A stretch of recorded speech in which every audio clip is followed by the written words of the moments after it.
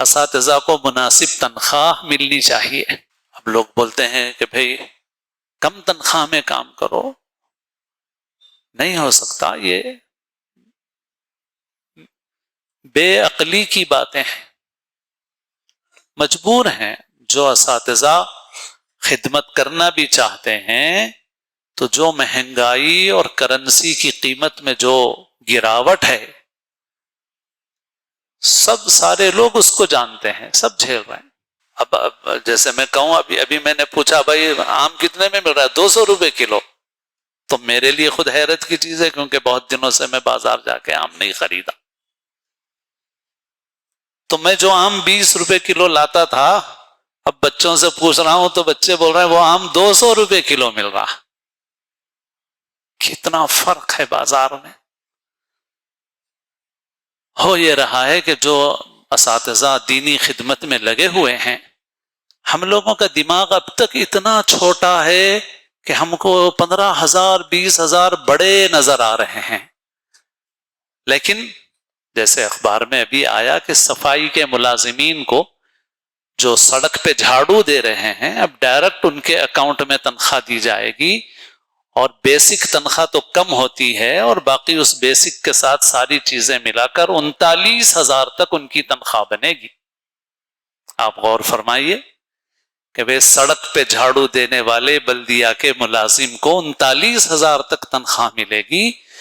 مدرسے کا استاد فجر سے لے کے عشاء تک کا پورا وقت لگا دے تو بھی اس کو 39,000 کی تنخواہ نہیں ملتی۔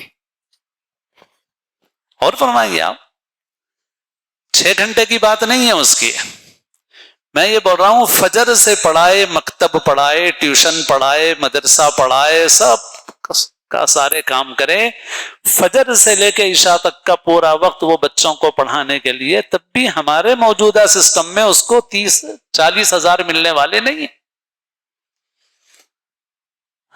اسی لیے میں بہت پہلے سے عرض کرتا ہوں، بعض وقت میرے بزرگوں اور کرم فرماؤں کو بھی شکایت ہوتی ہے کہ آپ کو ایسا بولنا نہیں چاہیے۔ میں اپنے لیے نہیں بولتا ہوں، الحمدللہ امت کے لیے بول رہا ہوں۔ مدرسوں میں پڑھے ہوئے بہت سے لوگ وہ ہیں جو کمپنیوں میں جا کے اس لیے کام کر رہے ہیں کہ ان کو 50,000 تنخواہ مل رہی ہے۔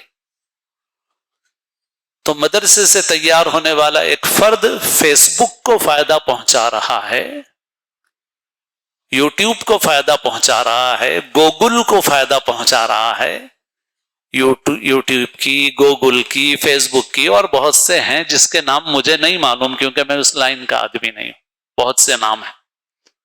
تو ان کی خدمت اس لیے کر رہا ہے کہ اس کو 50,000 روپے مل رہے ہیں۔ 50,000 میں کوئی وہ لکھ پتی کروڑ پتی تو بننے والا نہیں ہے، مگر اس کو بس اتنا ہے کہ بھائی اپنی ضرورتیں پوری ہو جائیں۔ اس پر توجہ نہیں کریں گے آپ تو جس میں صلاحیت ہوگی وہ کہیں بھی جا کے کمائے گا، مگر ہمارے بچوں کو کون پڑھائے گا بھائی؟ ہمارے بچوں کے ایمان کی حفاظت کا انتظام کیسے ہوگا؟